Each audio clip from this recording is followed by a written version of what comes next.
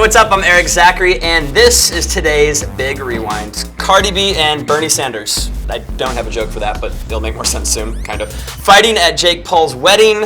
I know that's a shocker. And a 16-year-old wins $3 million for the most 16-year-old reason ever. At the very top of today's educational and informative, it's the word I'm looking for, news docket, Jake Paul and Tana getting married. Now, this is a publicity stunt they pretty much admitted to, but the wedding happened over the weekend, and shocker, things happened at the wedding, including a full-on fight. But prior to that, let's just watch a little bit of the vows right here. Exchange the rings. Okay, first of all, it looks like they got dressed in one of those photo booths at, like, not even a good photo booth at a wedding. Like, you know, the one where they decided to throw it in super last minute, like we need a little more entertainment for the guests because the open bar ends at like 9 p.m. But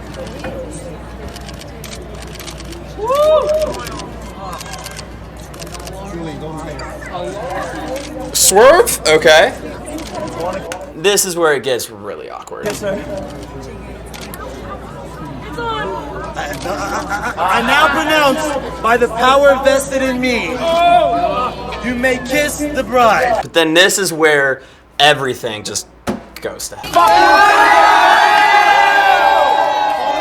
Champagne gets thrown, Jake Paul pushes, and the guy officiating, aka the guy who kind of looks like Whoopi Goldberg from Sister Act, gets into a full-on brawl. Thank you for that laugh. I appreciate that. I love that the media is still, including us, are still playing into this like crazy fight at the wedding. This is the most orchestrated thing in the world. Somebody add SpongeBob music over this. Yes, Sandy. That just pretty much is the idea that we're all going with here.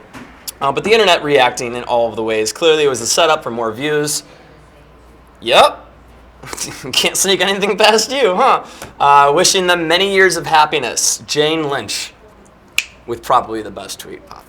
Ironically, I got to spend the weekend with Logan Paul and Jake Paul at Logan Paul's Challenger event. And I asked Logan if he had any last-minute advice for Jake's last 24 hours of singleness. This is what he said. Do you have any last words for your brother before he's no longer single? Enjoy this next 24 hours, brother. And we're going to start doing that now. All right. Yeah, from that video alone, you could already tell something was going. Why did his arms literally inflate like a raft? Like you pulled the rip. I've spent way too long talking about YouTubers. Moving on. Aggressive squirrel escapes prison. This is my job. I'm just going to go ahead and let Jimmy Kimmel explain a little bit of it. So Emily the squirrel goes nuts, and they ship her off to some kind of squirrel prison, I guess. And while you might assume that is how the story ends. So a little catch up real fast. There was a very aggressive squirrel that was raised by a family, and then for some reason the squirrel became extra aggressive and started attacking the neighbors, and they had to call animal control. Animal control came and got the squirrel, and then this happened when they thought everything was over. That is not how the story ends. A squirrel with a mean streak we first told you about on Monday, terrorizing a Santa Cruz neighborhood. Terrorizing. That seems a little extreme. It's a squirrel. Is now back roaming the area. This is what's left of the carrier Emily was in. Crews are still searching for Emily. But as it turns out, Emily wasn't ready to be evicted. Oh my God, it's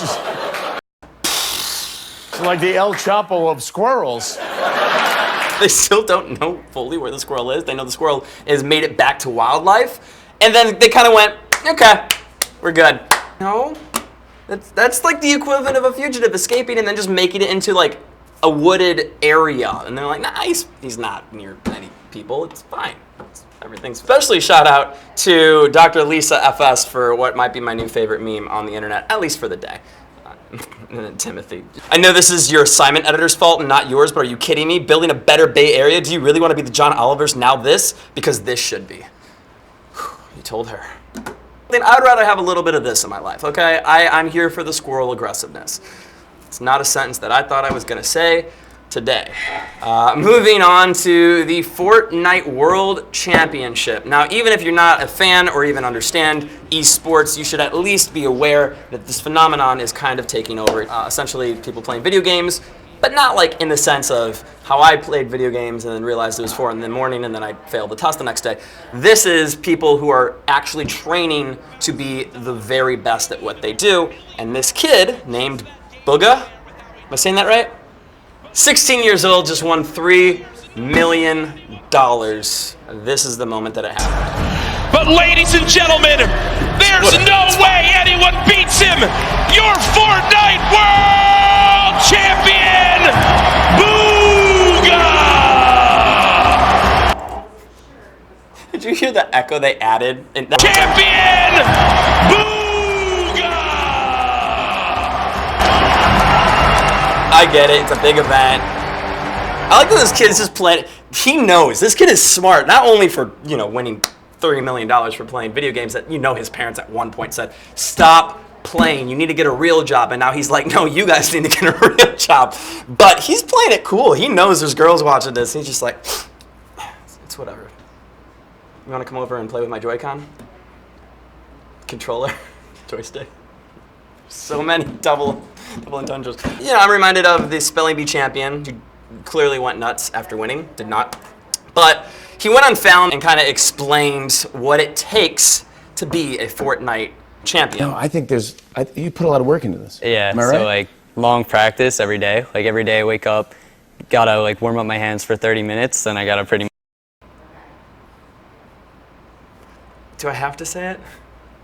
much like, play. The audience is laughing and Fallon won't touch it. Wait, walk me through your day. So what time do you wake up? If you're curious, he wakes up at about 12 noon, a very reasonable time every day. He's not the only one that won money. Most of the people that placed won. I think it was a total prize pool of $30 million, right? $30 million. So obviously, second place won a certain amount, third place, fourth place, and so on. This kid won $900,000. And now I can't tell if he's just upset that he only got to fifth place or if he's just so emotionally drained. That's a sweet moment. I want to make a joke, but I'm just going to give him the benefit of the doubt and say, good for you. Old Town Road, son of a... Can we just get one serious story for me to talk about, please? Just... The person to hold this record previously to Lil Nas X was Mariah Carey.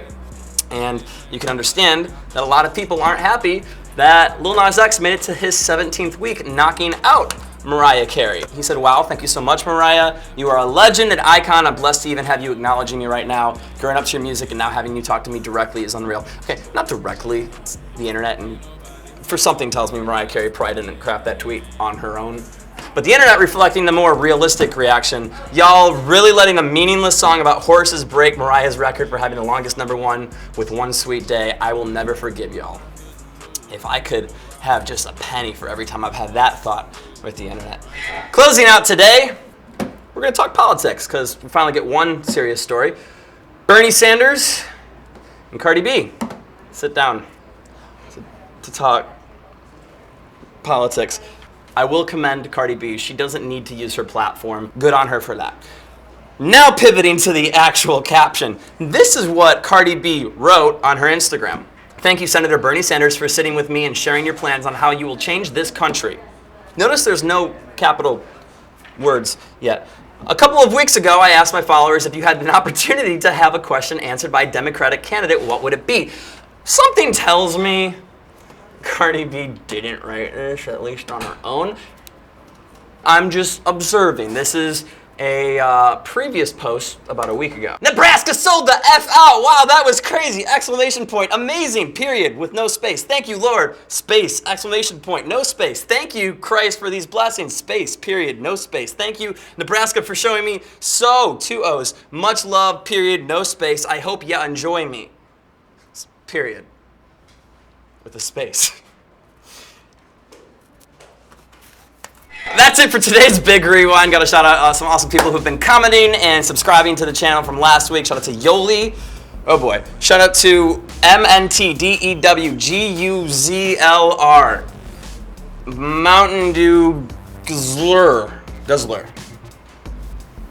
We're not sponsored by Mountain Dew. Yeah, Mountain Dew. Hey, if you like the show, let me know. Tori Hessler, who said, don't mess with the girl. I assume she's referring to our wonderfully beautiful, talented, and extremely knowledgeable when it comes to Bachelor sports. It's a sport. Some people. Emily, she's not here today, but I would never. It's all in good fun. Love Emily, love the entire crew here.